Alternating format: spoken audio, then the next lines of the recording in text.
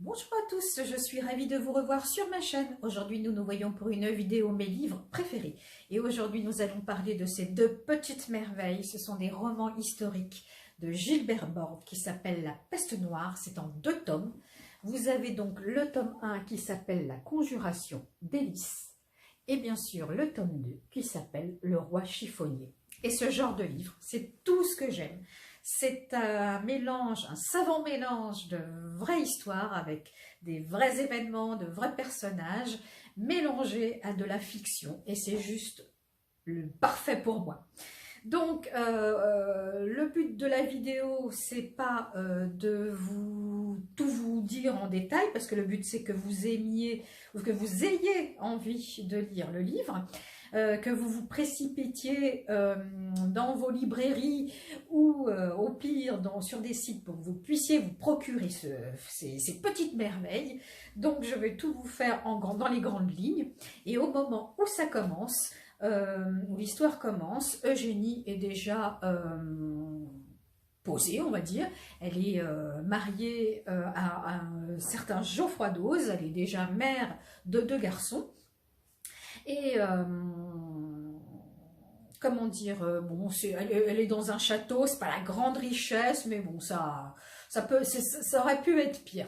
Dans ce fameux château, elle cache, enfin son mari, je crois que son mari, cache des reliques sacrées qui sont censées les protéger des maladies et notamment de la grande peste noire. Et donc du coup ça, le voisin, lui, il le sait. Et c'est le moment justement où arrive la maladie, la grande peste noire qui a décimé une bonne partie de la France, mais aussi de l'Europe, qui a fait des ravages partout. Et en fait, ces fameuses reliques sont censées les protéger de la maladie ou des maladies. Donc, le Guy de Raincourt, en fait, se dit, moi, il me faut mes reliques, je veux aussi protéger ma famille. Et donc, du coup, ils se pointent dans le château. Alors, ils ne sont pas inconnus les uns des autres parce que Eugénie et ce fameux Guy de Raincourt se sont déjà croisés et rencontrés dans les tournois. À l'époque du Moyen-Âge, ça se faisait beaucoup. Vous savez, les tournois, c'est ces fameuses joutes avec les grandes lances là sur les chevaux. Donc en fait, ils se sont rencontrés là et on peut dire, ça ne va pas être un secret, ils sont pas indifférents l'un et l'autre, l'un pour l'autre.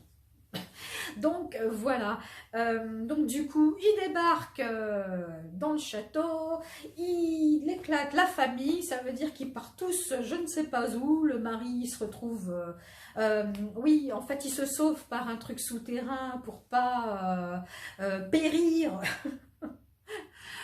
sous la lame de Monsieur de Raincourt. Donc du coup, je crois qu'il s'évapore avec ses compagnons un petit peu par des souterrains. Les enfants, je ne sais même plus où ils partent, où ils sont.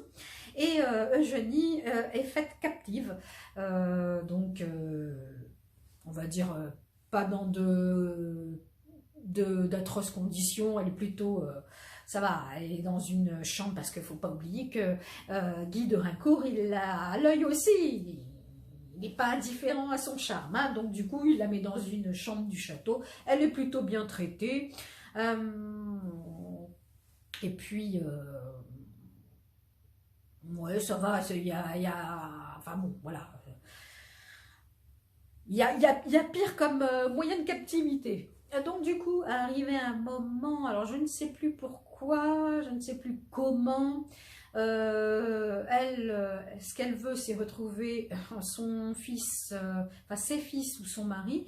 Donc en fait, elle décide de s'évader, chose qu'elle va réussir.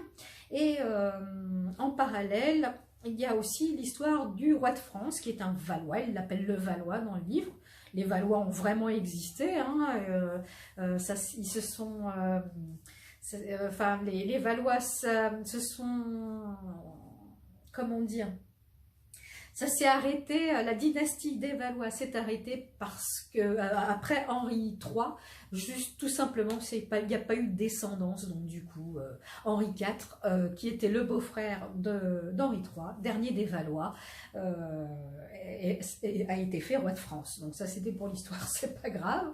Donc voilà, revenons-en à nos moutons.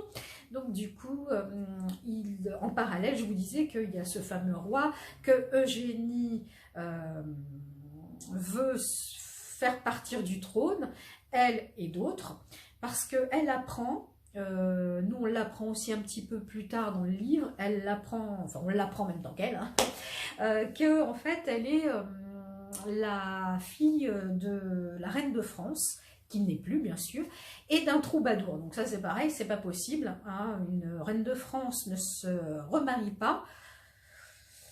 Si, enfin il y a eu des remariages, mais en fait quand une reine de France, quand elle a été tout là-haut, ne se remarie pas avec un troubadour, ça c'est pas possible, elle se remarie avec un roi, mais pas avec un troubadour ou avec un petit nobliau, ça c'était pas possible. Bon, après là c'est de la fiction.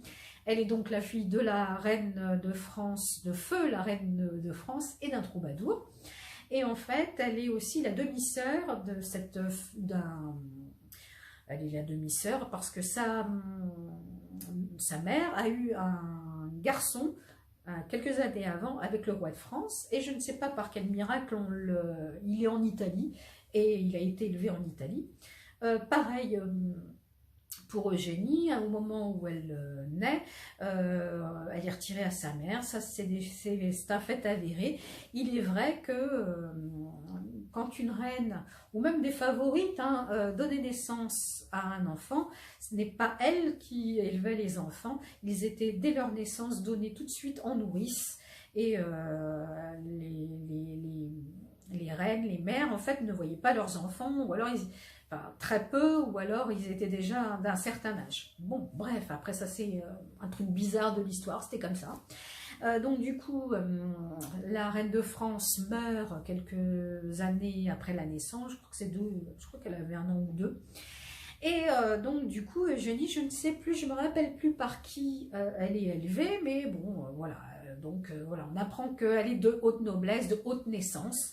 Et donc en fait, elle va, comment dire, ils vont faire parce qu'il y a des gens dans son entourage, ou des gens partout, qui en fait disent que le roi de France actuel n'est pas légitime au trône, il n'a rien à y faire là, puisque c'est le frère d'Eugénie, qui est en Italie, qui devrait régner.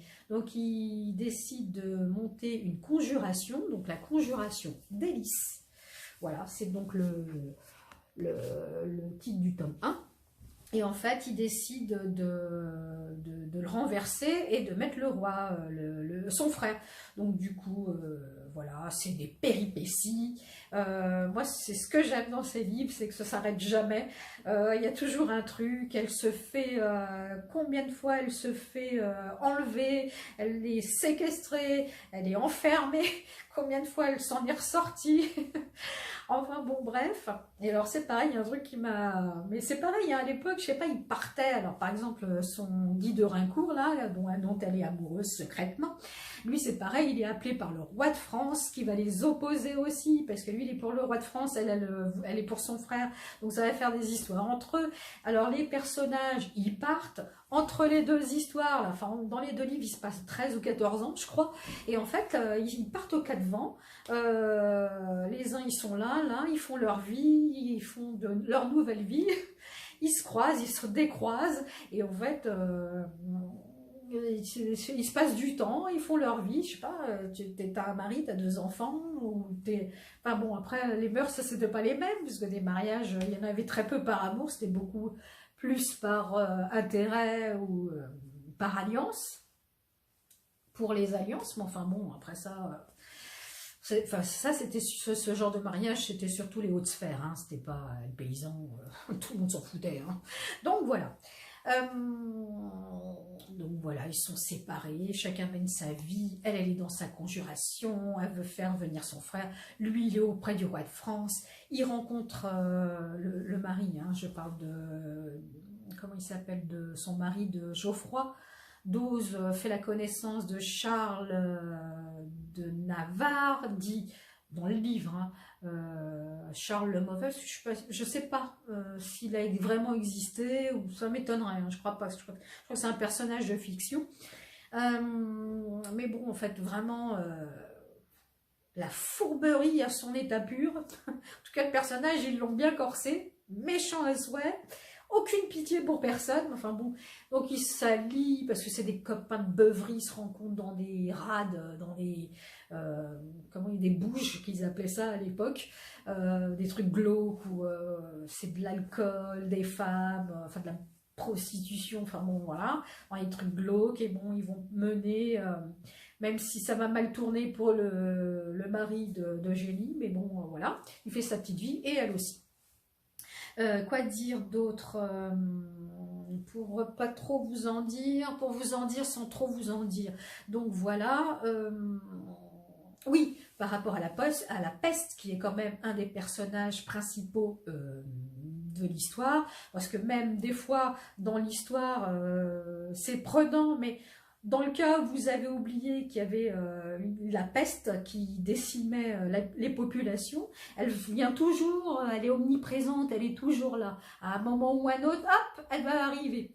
Et en fait, Eugénie, au début, on se dit, alors elle se manifeste par la présence de gros rats noirs énormes qui débarquent des boules dont de ses ou et qui vont en fait qui se faufilent et se sauvent tout de suite après.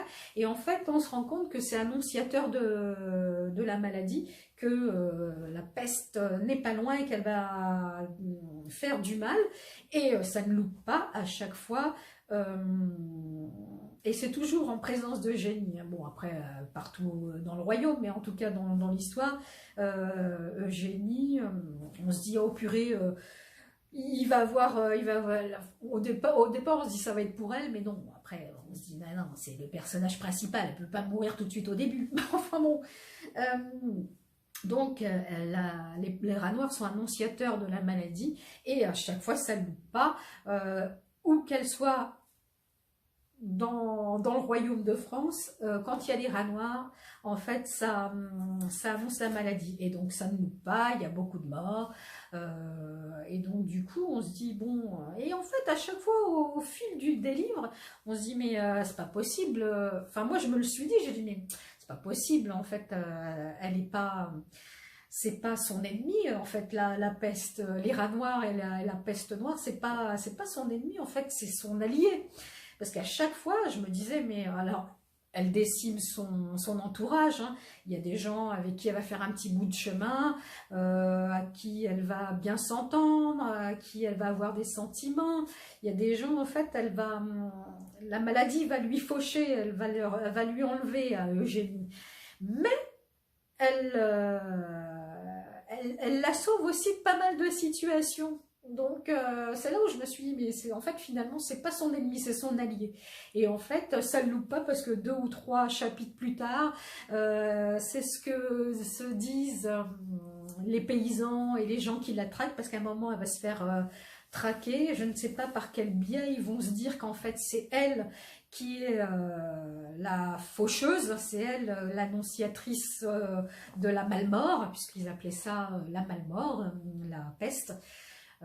Donc du coup, elle est prise un peu comme une sorcière, il la pourchasse, parce qu'en fait, voilà, c'est elle l'annonciatrice, c'est elle le fléau, en fait, on va dire.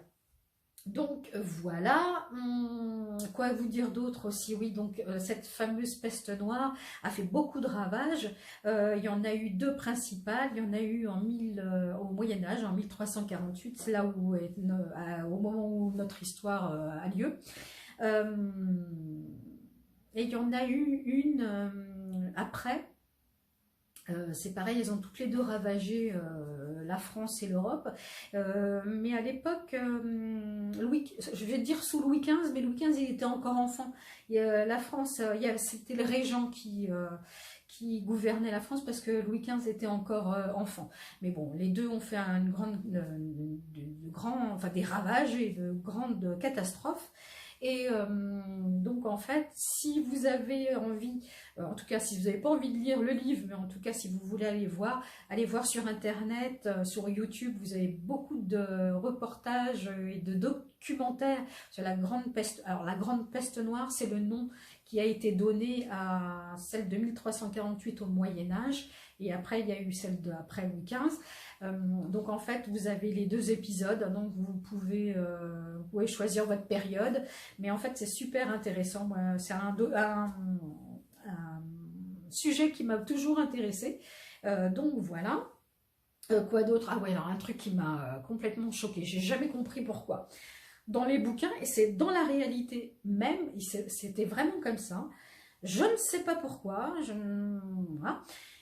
Les gens, alors déjà, non seulement la maladie faisait des ravages, faisait beaucoup de morts, beaucoup de mal, alors les gens d'église, en plus de ça, en plus de ce malheur, en fait, étaient toujours en train de fustiger les gens en leur disant que c'était la punition de Dieu, c'est parce qu'ils n'étaient pas assez ils n'étaient pas assez pieux et qu'ils priaient pas assez, et patati et patata. Et hormis ça, ils s'attaquaient, alors, vous allez me dire après, hein, ils s'attaquaient aux juifs et aux lépreux.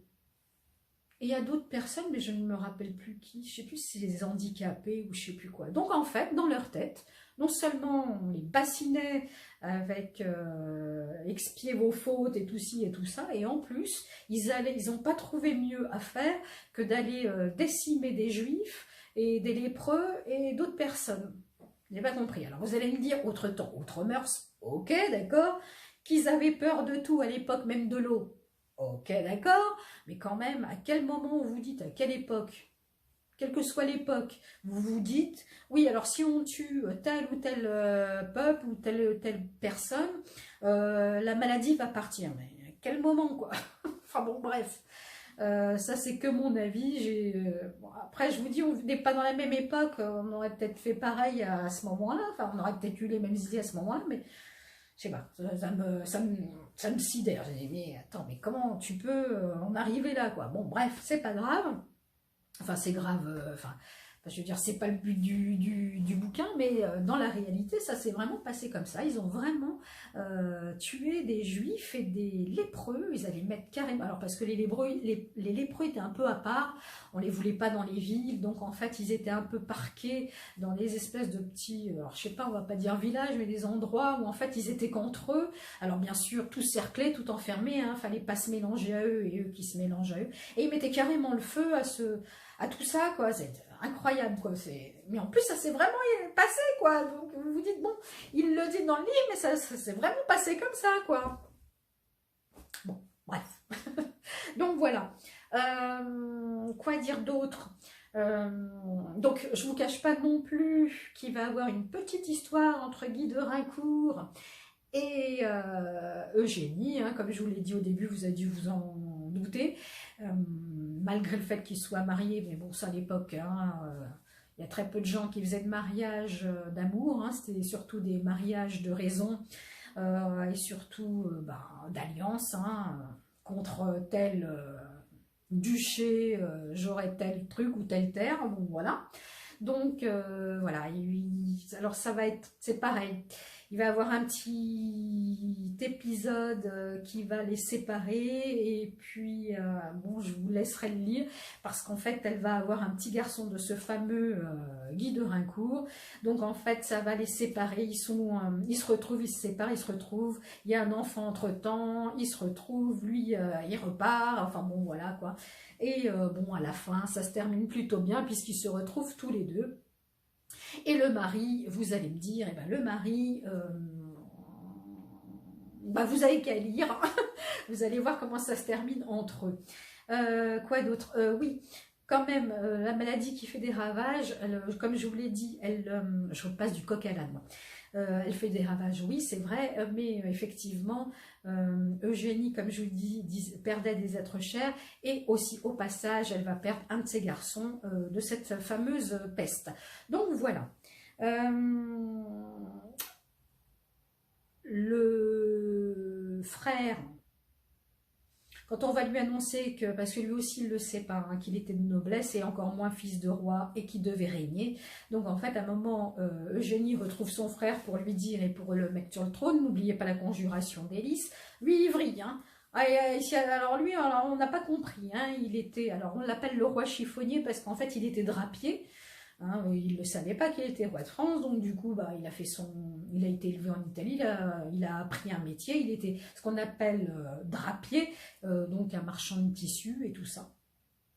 Et donc, à un moment où elle le retrouve et qu'elle lui dit qu'il est roi de France, c'est lui qui doit régner, et qu'ils arrivent à mettre en œuvre leur plus ou moins plan, qui va foirer, hein, d'ailleurs au passage. Donc en fait, lui il vrille, hein, il pète un câble, il vire du tout au tout, hein, du gentil, il est passé au méchant. Mais ça, je vous laisse le découvrir. Je ne vous dis pas si il réussit à monter sur le trône ou pas. Non, en fait, il n'y arrivera pas, parce qu'il est trop méchant pour ça. Donc, voilà, voilà, c'est tout plein de péripéties, c'est tout plein de rebondissements. J'ai adoré ce livre. Moi, je kiffe quand les bouquins me font, comment dire, rêver comme ça, me font...